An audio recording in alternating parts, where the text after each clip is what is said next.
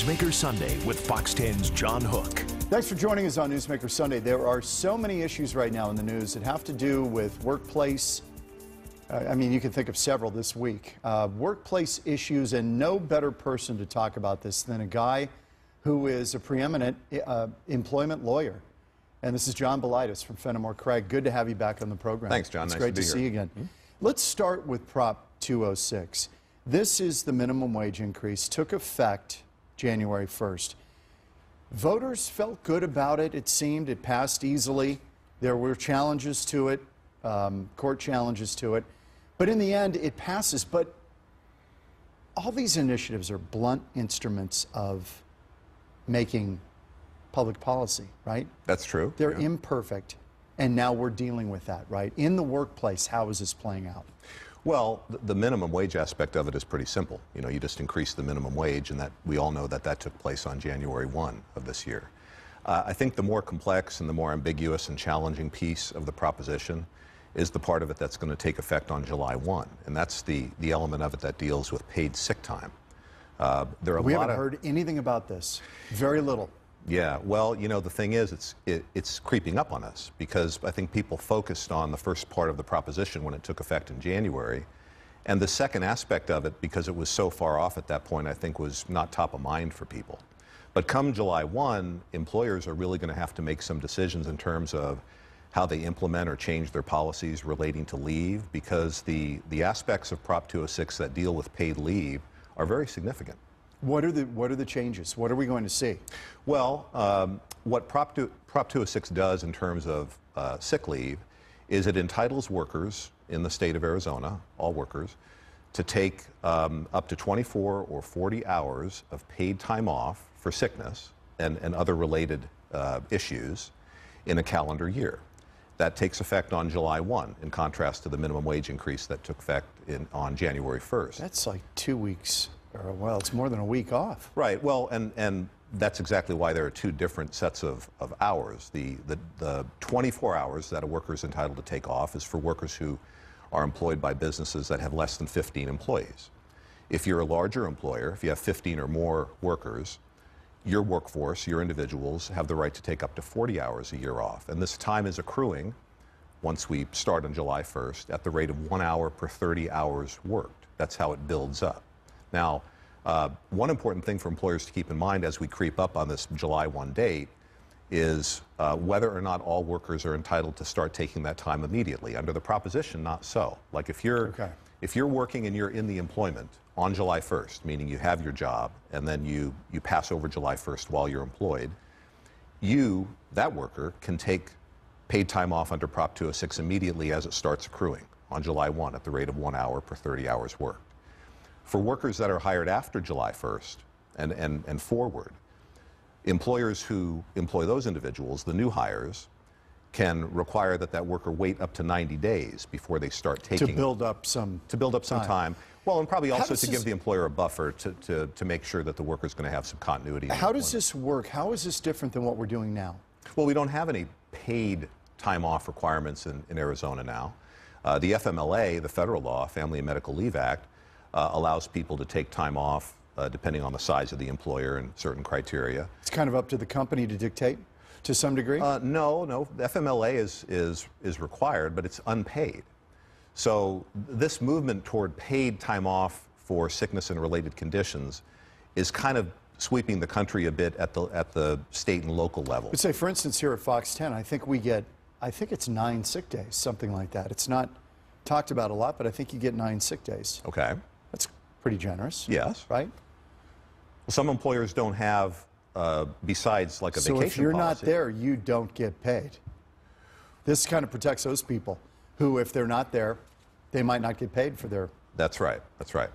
And the interesting thing about the law, in addition to how the time accrues and the different levels that employees can take depending on the size of the employer, is the way that this time rolls over. I think it has a lot of businesses concerned because there are no limits in Prop 206 on how much time a worker can accumulate year over year, because it does roll over.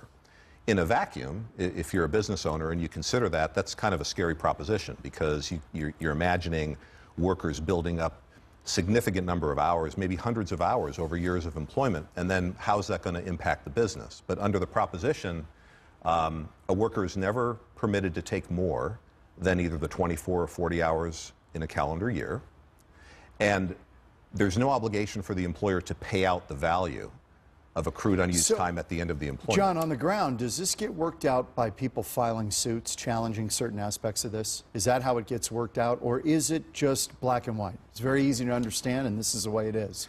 I think it's pretty black and white, and I'm not anticipating a lot of challenges to it because of the breadth, the flexibility, and how broad the criteria are for people to take this time. Let's move on to the public accommodations lawsuits that are going on right now.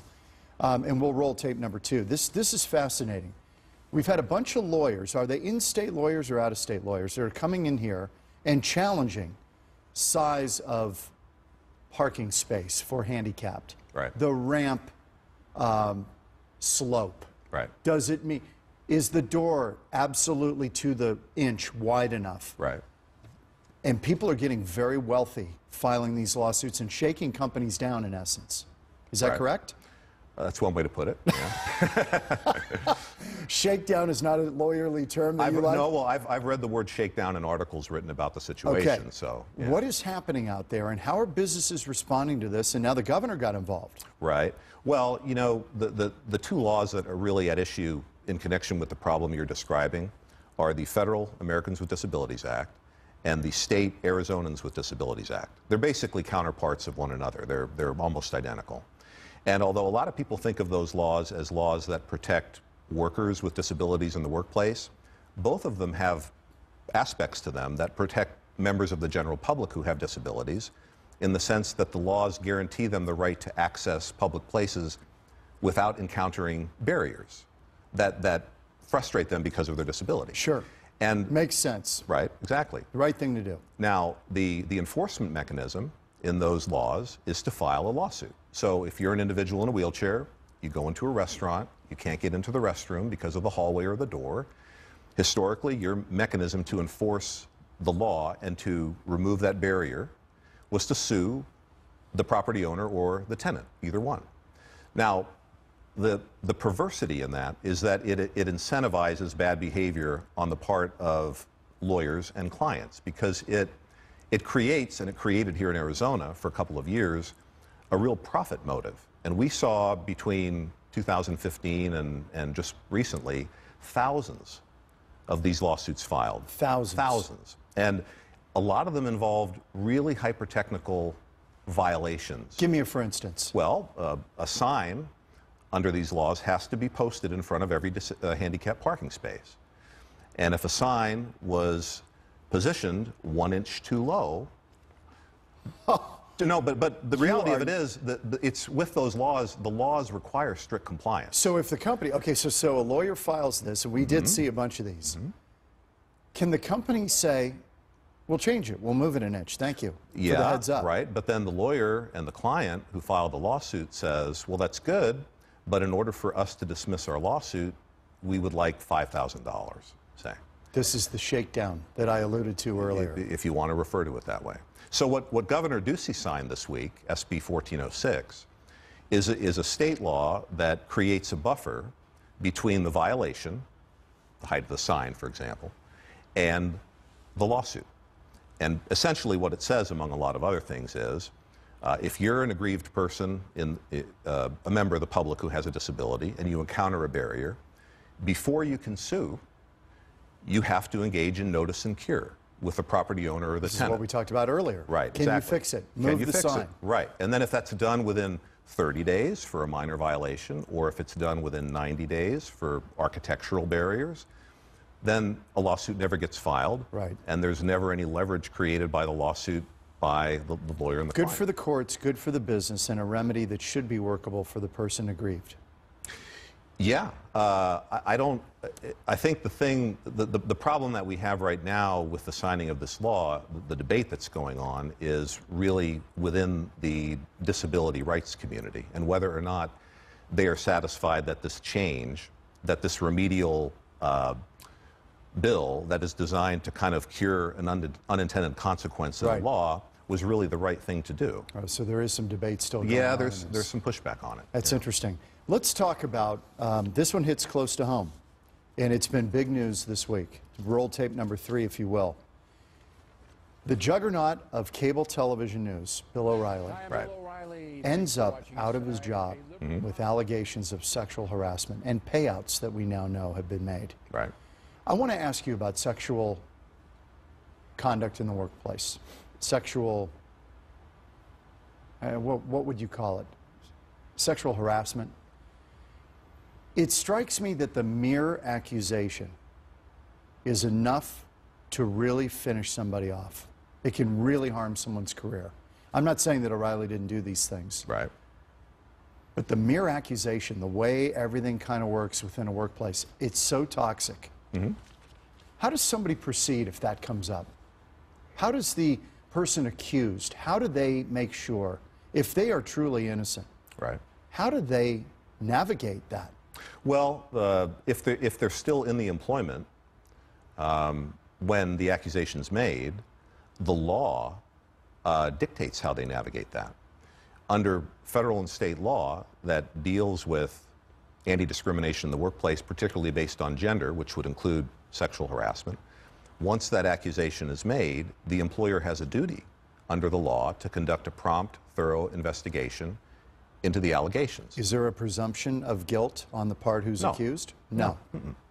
And the employer will violate the law if it doesn't conduct that investigation properly and thoroughly. And so, in terms of your question, how does an individual who's been accused navigate it? The employer really takes the laboring oar in conducting the investigation, and then for purposes of the individual, he or she really needs to participate meaningfully in the investigation in order to make the best of the situation. You got to get a lawyer?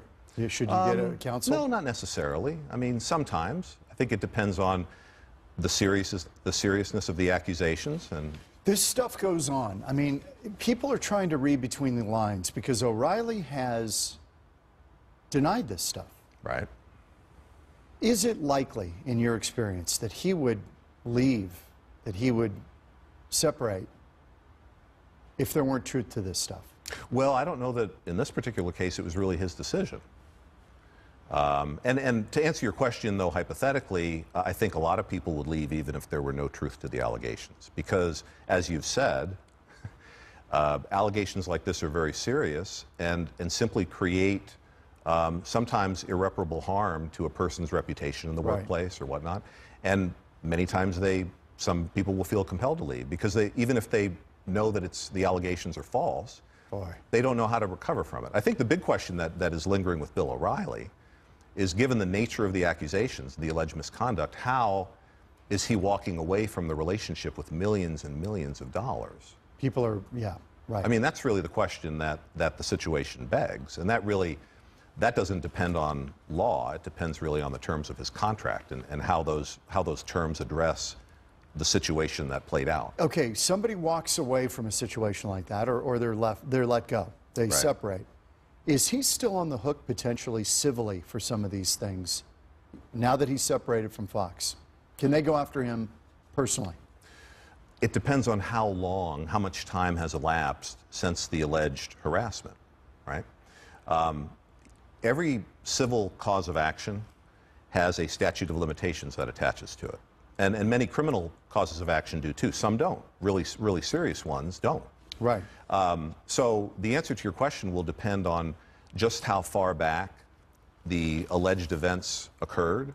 And, if these individuals haven't taken any action up to this point and those limitations periods have lapsed or expired, then he may not have any civil liability that'll attach to it. Will we ever know, in this case, the truth of what happened? Or does it just kind of go away? Well, I mean, I don't know how you would ever figure that out. And that frankly is the answer to the question about how he walks away with millions. Because in executive contracts and entertainer contracts, there typically are different scenarios that will drive what happens to the individual if he or she is fired, depending on what leads up to it. And if you have objective proof of misconduct, like a felony conviction, well, there's no arguing about that, and that person typically will not walk away with a payoff. But in a classic he said, she said situation, like with Mr. O'Reilly, that's very subjective, that is, for all practical purposes, impossible to prove or refute. In those situations, contracts typically provide, because there's no clear answer whether you'll ever find out the truth, that the person is going to receive something when they're separated. Does it matter if the person accused is a manager and there's a kind of a manager-subordinate relationship? Does that matter? Well, it matters for purposes of the employer's liability. There are different levels, or I should say, different grades of liability that will attach to the employer if one of its workers harasses another, depending on whether the workers are co-workers, superior and subordinates, and so on, and depending on what type of activity is involved. So, yeah, where people in these situations fall in the pecking order can impact employer liability. It drives analyses under these laws. And I know you don't like to get into speculation, but when you saw this whole thing unfold with O'Reilly, what struck you about it? Well, what struck me about it is the concern that there was sort of a culture that had developed within the organization, because this O'Reilly wasn't the first person who has been caught up with this recently, particularly involving payouts too over time. And it makes you wonder whether or not you'll see more allegations, similar allegations involving other high-profile individuals of the same nature. Or if they're turning the page and trying to say, we're drawing a line in the sand, this is not going to continue. Right. That's kind of where we go from here. Right. When we come back, we're going to talk about medical marijuana. How do we navigate that in the workplace? Can somebody administer what they need, medical marijuana, and be impaired on the job? Is that okay? Or out of bounds? We're going to talk about that and more with John Belaitis, Fenimore Craig, employment attorney and director of Fenimore Craig. We're back in a minute on Newsmaker Sunday.